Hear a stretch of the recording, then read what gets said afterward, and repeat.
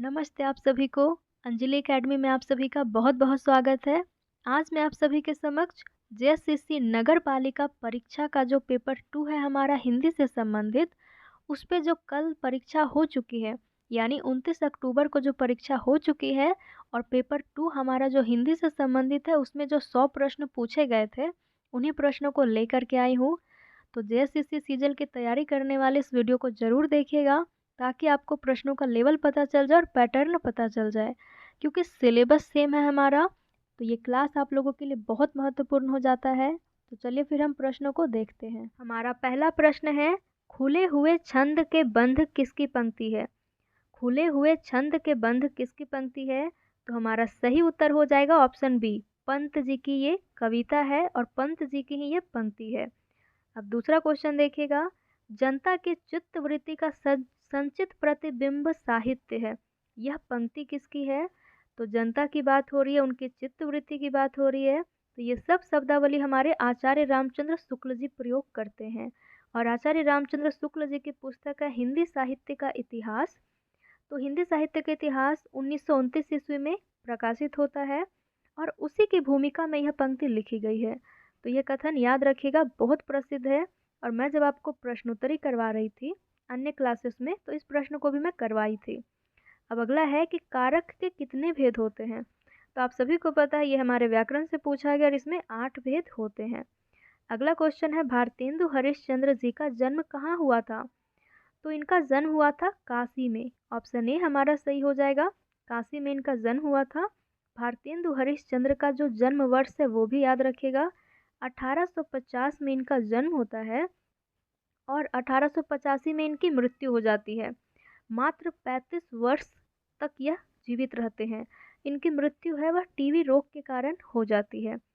तो हमारे युग प्रवर्तक के रूप में भी भारतेंदु हरिश्चंद्र का नाम आता है और इन्हीं के नाम से भारतेंदु युग का भी नाम पड़ता है। तो काशी में इनका जन्म स्थान है, नाम याद रखिएगा।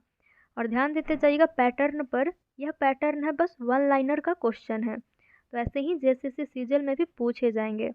अब आते हैं अगले क्वेश्चन में। 5वां नंबर क्वेश्चन है, कथन दिया गया है और मैला अंचल से पूछा गया कि कथन किसका है? कथन है कि रुपया को बजाकर देखा जाता है और आदमी को एक ही बोली में पहचाना जाता है। तो यह कथन किसका है? तो ये हमारे ऑप्शन डी यानी महंत सेवादास का यह कथन हो जाएगा। महंत सेवादास का कथन हो जाता है, याद रखिएगा। अगला क्वेश्चन है, अपभ्रंश को पुरानी हिंदी का नाम किसने दिया है? अपभ्रंश के बाद ही हिंदी भाषा विकसित होती है। तो हिंदी भाषा के विकसित होने से पहले की जो अवस्था है अपभ्रंश, तो अपभ्रंश के ही परवर्ती रूप को पुरानी हिंदी कहने का श्रेय चंद्रधर शर्मा गुलेरी जी को प्राप्त है। नाम याद रखिएगा, अपभ्रंश के परवर्ती रूप यानी अंतिम रूप को ही पुरानी हिंदी कहते हैं गुलेरी जी। 7वां नंबर है, स्वयंभू किस राजा के दरबारी कवि थे? स्वयंभू हमारे आदिकालीन कवि है और स्वयंभू जैन धर्म की रचनाएं लिखते हैं। और स्वयंभू किसके दरबारी कवि है? तो राष्ट्रकूट हमारा बिल्कुल सही उत्तर हो जाएगा। स्वयंभू की रचना भी पूछी जा सकती है। पौमचर्यो याद रखिएगा, बहुत ही महत्वपूर्ण रचना है। पौमचर्यो है स्वयंभू, और स्वयंभू को राम कुमार वर्मा हिंदी का प्रथम कवि मानते हैं। तो ये भी क्वेश्चन पूछ सकता है, हिंदी का प्रथम कवि राम कुमार वर्मा किसे मानते हैं? तो स्वयंभू को मानते हैं। उसके बाद स्वयंभू के 3 रचना बहुत ही प्रसिद्ध है। पहला तो पौमचर्यो, दूसरा है ऋट्ठनेमिचर्यो और तीसरा है स्वयंभू छंद। तो तीनों का नाम याद रखे रहिएगा। अब अगला क्वेश्चन है, काव्य निर्णय ग्रंथ की रचना किसने की? तो काव्य निर्णय जो रचना है वो भिखारी दास लिखते हैं। काव्य निर्णय में सर्वांग निरूपक हुआ है, यानी इसमें रस और अलंकार दोनों की चर्चा की गई है। और बिहारी दास हमारे रीतिकालीन कवि है जो काव्य निर्णय पुस्तक की रचना करते हैं। अगला क्वेश्चन है, आचार्य रामचंद्र शुक्ल ने रासो काव्य की उत्पत्ति किससे मानी है? रासो काव्य की उत्पत्ति किससे मानी है? आप सभी को पता होना चाहिए कि आचार्य रामचंद्र शुक्ल जी आदिकाल को 4 भागों में बांट करके हमारे सामने रखते हैं। आदिकाल को 4 प्रकरण में बांटते हैं। पहला प्रकरण तो सामान्य परिचय होता है, दूसरा प्रकरण होता है अपभ्रंश काव्य और तीसरा होता है देश भाषा काव्य। और उसी देश भाषा काव्य में रासो काव्य की चर्चा की गई है। और चौथा होता है फुटकल काव्य। तो रासो काव्य की उत्पत्ति ये रसायन शब्द से मानते हैं। जैसे कि हम लोग पढ़ते हैं पृथ्वीराज रासो, खुमान रासो, बीसल देव रासो। तो ये सब जो भी रासो वाले पुस्तक है वीरता प्रधान पुस्तक होते हैं, सिर्फ बीसल देव रासो को छोड़ के। तो ध्यान दीजिएगा, रासो काव्य की उत्पत्ति शुक्ल जी हमारे रसायन से मानते हैं। और ध्यान दीजिएगा रासक, रासक से हमारे हजारी प्रसाद द्विवेदी जी मानते हैं। तो हजारी प्रसाद द्विवेदी का भी नाम याद रखिएगा। रासक से रासो की उत्पत्ति मानते हैं और रसायन से हमारे शुक्ल जी मानते हैं। अगला क्वेश्चन है, विरेचन शब्द का संबंध किससे है? ये हमारे पाश्चात्य साहित्य से क्वेश्चन पूछ दिया है। तो विरेचन, विरेचन शब्द का संबंध है कथारसिस से। जो कथारसिस है ना, ये यूनानी शब्द है, याद रखिएगा, यूनानी शब्द है कथारसिस। और कथारसिस का प्रयोग करते हैं हमारे अरस्तु। ये जो शब्द है इसका प्रयोग कर रहे अरस्तु।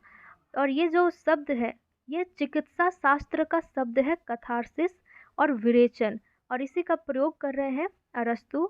और इसका अर्थ होता है शुद्धिकरण, इसका अर्थ होता है शुद्धिकरण। तो बस ध्यान दीजिएगा कि विरेचन का संबंध कथारसिस से है जो यूनानी शब्द है। उसी प्रकार से फिर अनुकरण का है, यूनानी शब्द है मिमेसिस। तो मिमेसिस याद रखिएगा, अनुकरण का यूनानी शब्द है, क्योंकि हमारे अरस्तु अनुकरण सिद्धांत देते हैं, तो उसका भी हो सकता है, पूछ सकता है यहाँ पर। तो मिमेसिस हमारे अनुकरण से संबंध रखता है। अगला क्वेश्चन है, डॉक्टर नगेंद्र का इतिहास कितने अध्यायों में संकलित हुआ है? तो डॉक्टर नगेंद्र का इतिहास है हिंदी साहित्य का इतिहास। और डॉक्टर नगेंद्र इस पुस्तक को लिखते नहीं हैं बल्कि संपादित करने का श्रेय इन्हें प्राप्त है। ये संपादक है, लेखक नहीं है। बहुत महत्वपूर्ण बात है, याद रखिएगा, ये संपादक है। अब लिखे कौन है इस पुस्तक को? तो 26 विद्वान मिल करके लिखे हैं, 26 विद्वान मिल करके लिखे हैं। कुल ये पुस्तक 4 खंडों में है। कितने खंडों में है? 4 खंडों में है। और लेकिन यहाँ पर अध्याय पूछा है तो अध्याय 17 अध्याय में है। 17 अध्याय में पुस्तक है और 4 खंडों में है। पहले खंड का नाम है आदिकाल, दूसरे खंड का नाम है भक्तिकाल, तीसरे का नाम है रीतिकाल और चौथे खंड का नाम है आधुनिक काल। और उसी के अंतर्गत अध्याय दिए गए हैं और 17 अध्याय तक चर्चा की गई है। तो डॉक्टर नगेंद्र का इतिहास जो क्वेश्चन पूछा है उसके अकॉर्डिंग हमारा 17 अध्याय बिल्कुल सही हो जाएगा। अगला क्वेश्चन है, निम्नलिखित में से कौन सा गोदान उपन्यास का पात्र नहीं है? मैं आपको गोदान उपन्यास पढ़ाई थी, क्लास ली थी, कथा वस्तु के ऊपर भी और प्रश्नों के ऊपर भी। तो आप सभी को पता है डॉक्टर मेहता इसमें होता है, राय साहब भी होते हैं। और राय साहब का मूल नाम पूछेगा तो राय साहब का मूल नाम है अमरपाल सिंह, नाम याद रखिएगा। गोबर है जो होरी का ही पुत्र है। जलपा, ये जलपा पात्र हमारे गोदान में नहीं है, तो सही ऑप्शन हो जाएगा ऑप्शन डी। अगला क्वेश्चन है, डॉक्टर नगेंद्र के अनुसार हिंदी साहित्य के छायावाद काल की समय सीमा क्या है?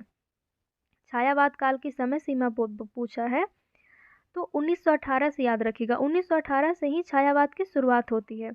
तो 18 सिर्फ एक ही ऑप्शन में हमारा है, तो एक ही ऑप्शन में है तो ऑप्शन सी हमारा सही हो जाएगा।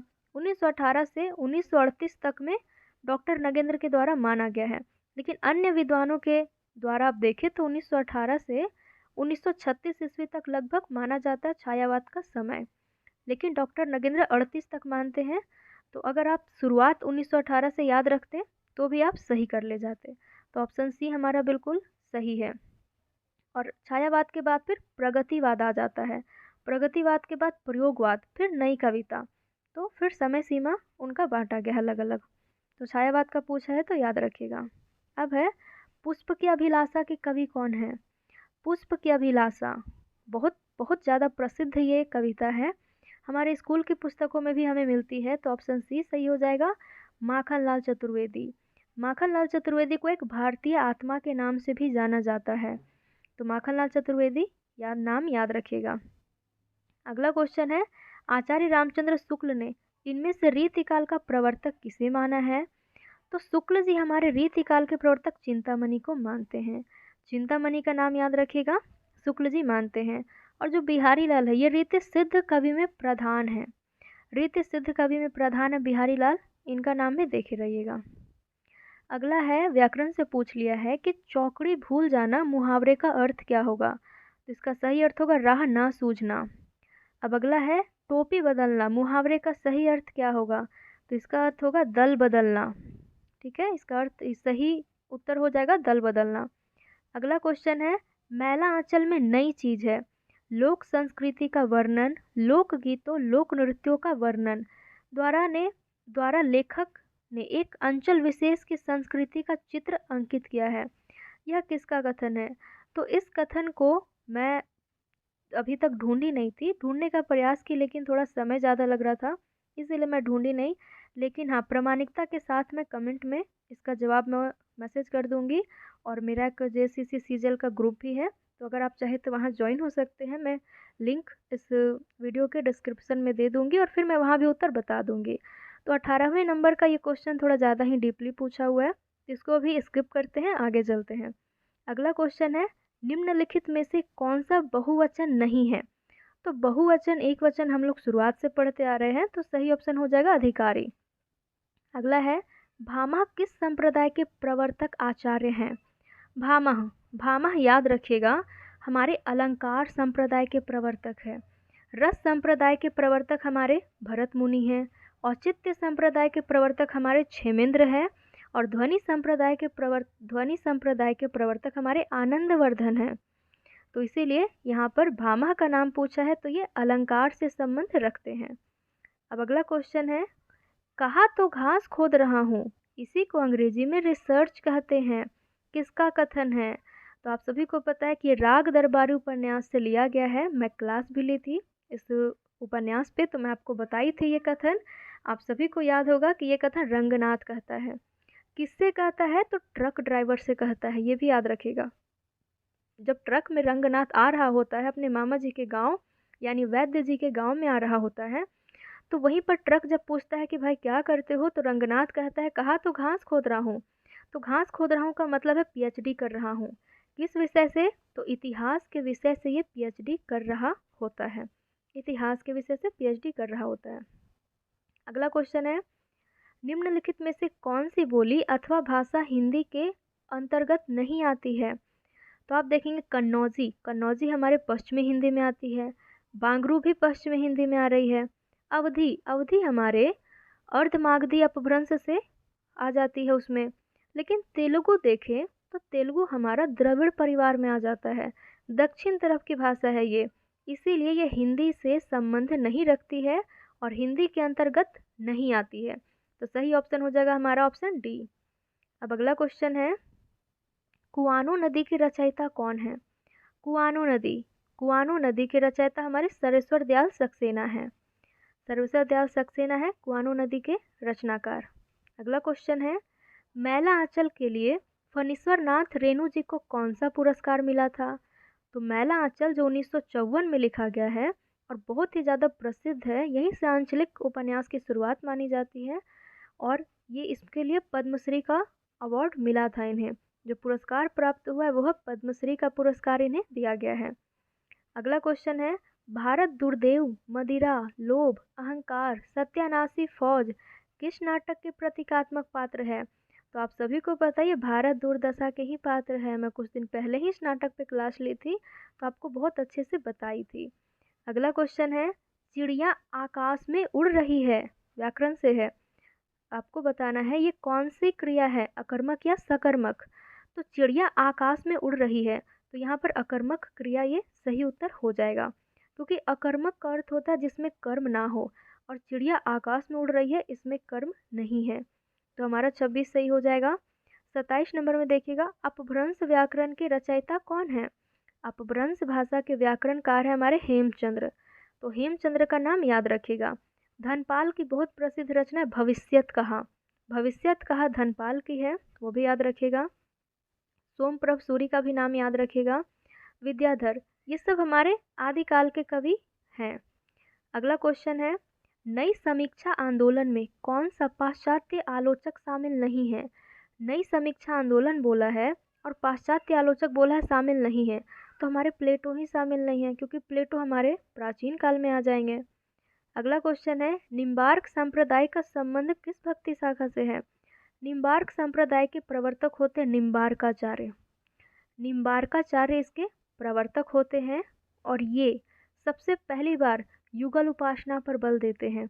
युगल उपासना यानी राधा और कृष्ण की उपासना पर बल देते हैं, क्योंकि कई सारे लोग सिर्फ कृष्ण भक्ति करते थे, राम भक्ति करते थे, लेकिन निम्बार्काचार्य वाले लोग कहते हैं कि हम युगल उपासना पर बल देंगे, यानी कृष्ण और राधा दोनों की भक्ति करेंगे। तो प्रमुख रूप से ऑप्शन के अकॉर्डिंग हमारा कृष्ण भक्ति शाखा बिल्कुल सही हो जाएगा। अब आगे का प्रश्न है, डॉक्टर नगेंद्र ने आधुनिक हिंदी नाटक कब प्रकाशित हुई? डॉक्टर नगेंद्र की एक रचना है आधुनिक हिंदी नाटक। इसको हम आलोचनात्मक ग्रंथ मान सकते हैं। इसका कब प्रकाशित हुई थी? तो 1940 में प्रकाशित हुई थी।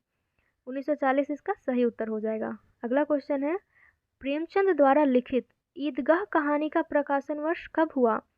क्योंकि ईदगाह कहानी हम स्कूल से पढ़ते आ रहे हैं, बहुत प्रसिद्ध कहानी है, तो आप सभी को पता होगा ये 1933 में लिखी जाती है।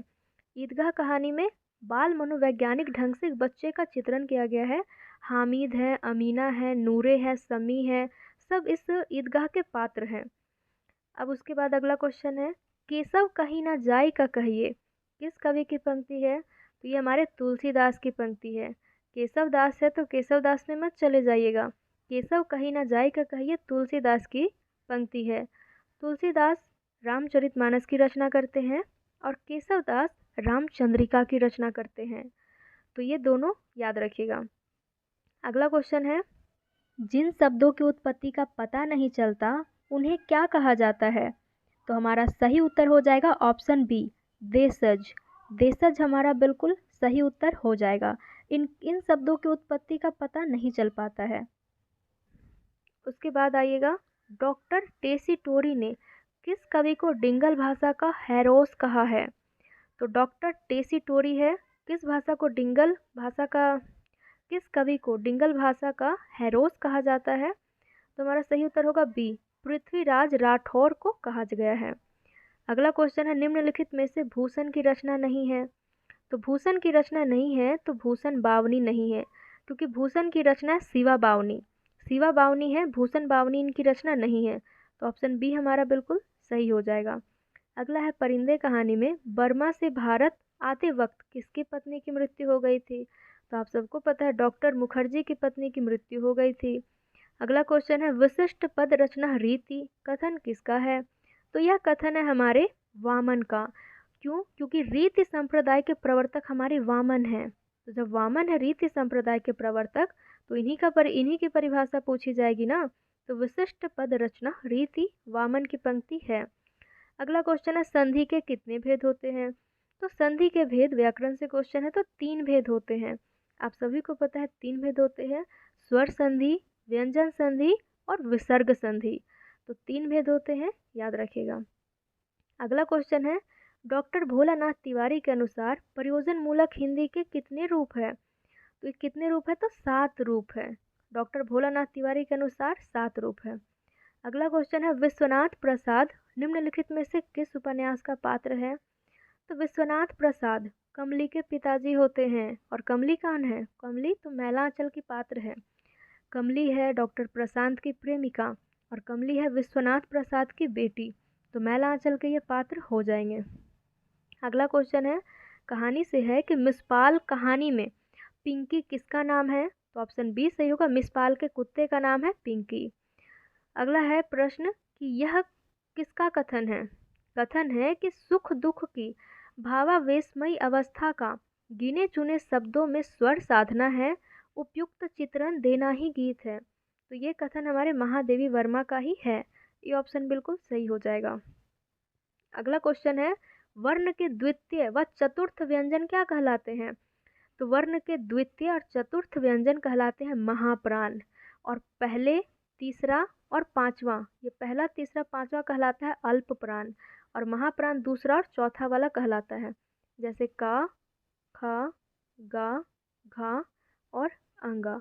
तो यहाँ पर जो का है पहला अक्षर, जो तीसरा है गा और जो पांचवा है अंगा, ये हमारे अल्प प्राण हो जाएंगे, और जो खा है और जो गा है दूसरा और चौथा में, तो खा और गा हमारा महाप्राण ध्वनि हो जाएंगे।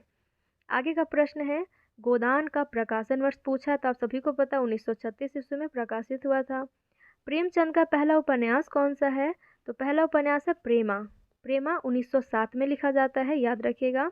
और प्रेमचंद पहले उर्दू भाषा में रचनाएं लिखते थे, उसके बाद फिर वो हिंदी के क्षेत्र में आए थे और पहले वो नवाब राय के नाम से लिखते थे, उसके बाद फिर प्रेमचंद नाम से लिखना शुरू करते हैं। ध्रुव स्वामिनी को आत्महत्या करने से कौन रोक लेता है? मैं आपको क्लास में ही पढ़ाई थी यहाँ पर कि ध्रुव स्वामिनी को आत्महत्या करने से पहले चंद्रगुप्त आकर के रोक लेता है। जो नायक होता है, जो चंद्रगुप्त है, वो आकर के रोक लेता है। अगला कथन है, निम्नलिखित व्यंजनों में से कौन सा व्यंजन उष्म व्यंजन है? तो उष्म व्यंजन है सा। अगला है कि गोदान में जो किसान है वह सबका नरम चारा है। किसका कथन है? अच्छा, गोदान उपन्यास से कथन पूछा है। कथन है कि जो किसान है वह सबका नरम चारा होता है। किसका कथन है? तो यह कथन है राम सेवक का। अब आप कहेंगे राम सेवक कौन है? तो होरी का दामाद है, होरी का दामाद है राम सेवक, जो होरी का ही हमउम्र होता है और होरी के पास पैसे नहीं होते हैं, तो फिर रूपा का विवाह राम सेवक से करना पड़ता है। पैसे के अभाव के कारण बड़ी उम्र के युवक के साथ रूपा का विवाह करना पड़ता है। तो ये राम सेवक समझदार युवक है, तो यही कहता है कि जो किसान है वह सबका नरम चारा है। राम सेवक का प्रसिद्ध कथन है। बाकी गोबर तो होरी का बेटा है। अगला क्वेश्चन है, चंद्रगुप्त सकराज का वध किस देश में करता है? किस वेश में करता है, सॉरी, किस वेश में करता है? तो आप सभी को मैं बताई थी कि जो चंद्रगुप्त है ध्रुव स्वामिनी के साथ स्त्री रूप में जाता है और स्त्री के वेश में ही तो उसकी हत्या करता है, तो स्त्री वेश में सही हो जाएगा। अगला है कि खड़ी बोली का दूसरा नाम क्या है? तो खड़ी बोली का दूसरा नाम है कौरवी। खड़ी बोली का दूसरा नाम है कौरवी। अब पूछ सकता है कि खड़ी बोली का कौरवी नामकरण करने वाले कौन हैं? तो खड़ी बोली का कौरवी नामकरण करने वाले राहुल सांकृत्यायन। तो राहुल सांकृत्यायन का नाम याद रखिएगा। खड़ी बोली का नामकरण ये कौरवी करते हैं। तो चलिए, फिर मैं इस वीडियो में 50 प्रश्न ही लाई थी, अब अगले वीडियो में मैं 50 प्रश्न को और लाऊंगी, उस पर चर्चा करूंगी और फिर सारे उत्तर बताऊंगी। तो जितने भी तैयारी करने वाले हैं इस वीडियो को ज़्यादा से ज़्यादा शेयर कर दीजिएगा ताकि अधिक लोगों तक जानकारी पहुंच सके। बहुत बहुत धन्यवाद सभी को।